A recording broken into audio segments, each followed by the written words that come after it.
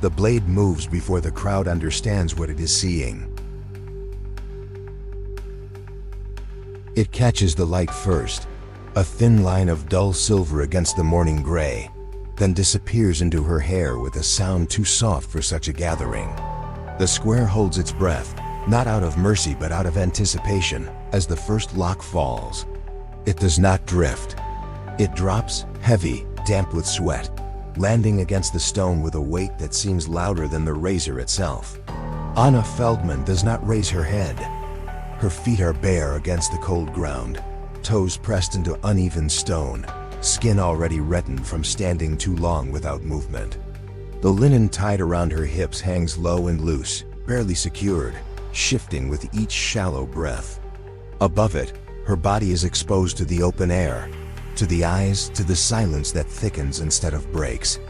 The barber stands close enough that his breath touches her skin. His hand grips the back of her skull, fingers pressing into the base where hair still clings in uneven strands. The razor returns, slower now, dragging across the curve of her head, scraping more than cutting. A thin line opens where the blade presses too hard, a narrow trail of red that does not fall but gathers, held by the fine stubble it leaves behind. It was said in the lower streets that the blade had been used before that morning, not cleaned, not sharpened, carrying traces of others who had stood in that same place. Some believed it made the punishment linger longer, that the skin remembered what had come before. Yet records kept within the magistrate's chamber show no mention of such practice, only the order given and the outcome observed. What cannot be disputed is the pace. The barber does not rush. Each stroke is measured, deliberate, forcing time to stretch beyond comfort. The crowd shifts, not forward, not away, but in place, as if bound by the same unseen command. A child is pulled back by a hand that trembles, though the face above it remains still. A second cut opens near her temple. She does not react. The absence of reaction spreads faster than any sound. It moves through the gathered bodies, altering them, tightening shoulders, lowering gazes. The expected collapse does not come, and in its absence something heavier settles. Something that cannot be named but is felt in the throat, in the chest, in the space between breaths. Magistrate Conrad Voss watches from the edge of the platform. His hands remain folded, hidden within dark fabric, unmoving. His gaze does not follow the blade but the woman beneath it, measuring not the act but its effect.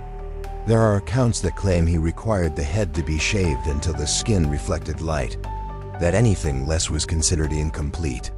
Some dismissed this as exaggeration, the invention of those who sought to make severity into legend. Yet those who stood close enough that morning would later describe how he did not look away until no strand remained. The final strip of hair is taken from the crown. The razor lifts, the barber steps back. For a moment, nothing happens. Then the hand at the back of her neck is gone, and the absence of pressure becomes its own command. Anna Feldman lifts her head. The light finds her differently now. Where once there was shadow, there is exposure, the curve of bone visible beneath skin, marked by thin lines of red and pale patches where the blade passed unevenly. The air moves across her scalp without resistance, a sensation so immediate it forces the body to acknowledge it, even if no outward sign is given. A murmur begins, low, uncertain, then dies before it can form. The guard captain steps forward. The staff in his hand does not strike. It does not need to. It is placed against her back, not pushing, not striking, simply existing there, a boundary that cannot be crossed. She takes the first step. The stone is colder away from the center. The square does not follow. It opens, divides, creating a path that was always there, but now becomes visible. Faces turn as she moves, not in unison, but one by one, as if each must decide to witness. Bare feet against stone mark the rhythm. Slow, uneven, unstoppable. In the narrow streets beyond, the light changes. It narrows, caught between buildings that lean inward, their upper windows dark, their lower doors closed. The sound of her steps echoes differently here, sharper, contained. returning to her from angles she cannot see. According to some, the route was chosen to pass the homes of those who had spoken against her, to ensure the punishment reached not only the body, but the memory of those who would carry it. Others insisted the path was fixed long before, unchanged by the individual, a ritual that cared nothing for the names involved. The records remain silent on the reason, noting only the streets taken, not why. The cloth at her hips shifts as she walks. It loosens. She does not adjust it. The air moves across her back, over the fresh marks left by the razor's pressure, down along the spine where tension holds each muscle in place. The body remains upright, not from strength, but from the absence of permission to do otherwise. A door opens slightly as she passes. It closes before the guard's gaze can fix upon it. The procession does not pause. At the center of the city, where the streets widen again, the space fills not with noise, but with presence. More people, standing still, waiting without speaking. The silence here is different, heavier, as if it has been prepared in advance, laid out like the stones beneath her feet. The guard captain shifts the staff, a small movement, enough, she stops. The end is not marked by a signal. It is understood. Anna Feldman remains standing, the path behind her now occupied by those who had followed at a distance, the path ahead empty, leading nowhere that can be seen. Her scalp, stripped and marked, catches the last of the daylight, reflecting it in uneven patches that draw the eye whether one wishes it or not. No further command is given.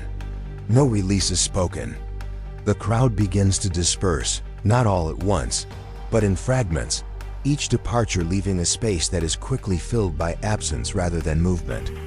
Those who remain do so without stepping closer, as if the boundary set at the beginning still holds, invisible but absolute.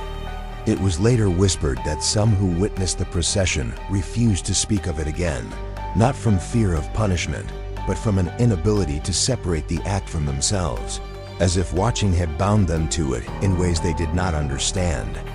Others carried the memory openly, describing it in precise detail, ensuring it would not fade. One account claims the stone where her hair first fell remained marked long after, darker than those around it, though no stain was ever officially recorded. The magistrate leaves without ceremony. The guard lowers his staff. Anna Feldman does not move. Time continues. Light fades. And still she stands within the space that was made for her, no longer guided, no longer forced, yet not free to leave what has already been seen.